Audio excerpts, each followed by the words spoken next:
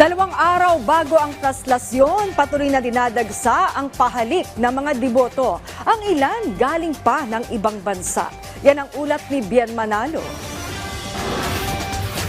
Mula sa NAIA ay dumiretso sa Quiapo Church si MJ para magsimba. Galing siyang Amerika at mahigit 20 taon na siyang nagtatrabaho roon. Mahigit 2 dekada na siyang deboto ng Poong Jesus Nazareno. Kaya sa tuwing umuwi ng Pinas, unang destinasyon niya ang simbahan ng Quiapo para magpasalamat sa lahat ng biyayang kanyang natatanggap.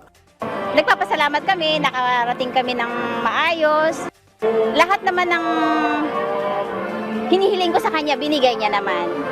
Ang magkapatid naman na sina Nanay Sol at Nanay Minda nagmula pa sa Plaridel, Bulacan. 6 na dekada na silang deboto ng Poong Jesus Nazareno. Nakasanayan na rin nila ang magsimba sa Quiapo Church at magpasalamat sa lahat ng biyaya. Dalangin nila ang kapayapaan para sa lahat at magandang kalusugan para sa kanilang pamilya.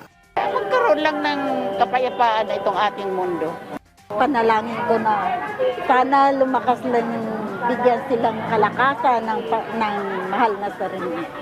2 araw bago ang pista ng Poong Jesus Nazareno, tuloy-tuloy ang pagdating ng mga deboto sa Minor Basilica and National Shrine of Jesus Nazareno sa Quiapo sa Maynila. Hindi alintana sa kanila ang mainit at maalinsangang panahon, makapasok lamang sa loob ng simbahan at makapakinig ng banal na misa. Marami sa kanila ay nagmula pa sa malalayong lugar, bit-bit ang kanilang mga kahilingan at panalangin. Oras-oras na ang ginagawang misa sa Quiapo Church na nagsisimula mula alas 5 ng umaga hanggang alas 9 ng gabi. Sa tala ng Manila Police District, mahigit 1,000 deboto ang nagsimba sa Quiapo ngayong araw. Samantala, all systems go na ang MPD para sa nalalapit na kapistahan. Mahigpit na rin ang ipinatutupad na seguridad sa paligid ng simbahan. May mga barikada na rin sa paligid ng simbahan. Wala pa namang naitatalang anumang untoward incidents ang mga otoridad sa ngayon. Mahigit 14,000 pulis at augmented security personnel ang ide-deploy sa araw ng traslasyon. Kasama rito ang puwersa mula sa Police Regional Office 3 at 4A, Philippine Coast Guard, Bureau of Jail Management and Penology, MMDA at Manila LGU. Ipatutupad na rin ang gun ban simula bukas, January 8 hanggang January 11. Gayon din ang liquor ban simula bukas ng alas 9 ng gabi hanggang January 10. Noong nakaraang taon, umabot sa 6 na milyong deboto ang nakiisa sa traslasyon at inaasang mas papalo pa ang bilang na ito ngayong taon. Samantala, buhay na rin ang mga nagtitinda sa paligid ng simbahan. Inaasahan na rin nila na lalakas ang kanilang bentahan habang papalapit ang kapistahan.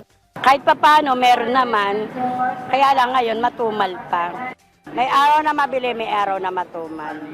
Inaasahan na ng pulisya ang dagsa ng mga deboto at balyahan ng mga tao sa mismong araw ng traslasyon. Kaya mahigpit ang kanilang paalala sa mga deboto na kumain ng sapat at huwag pumunta na nasa impluensya ng alak. Maging alisto at mapagmasid sa paligid at kung may kahina-hinalang napansin, agad itong i-report sa mga pulis.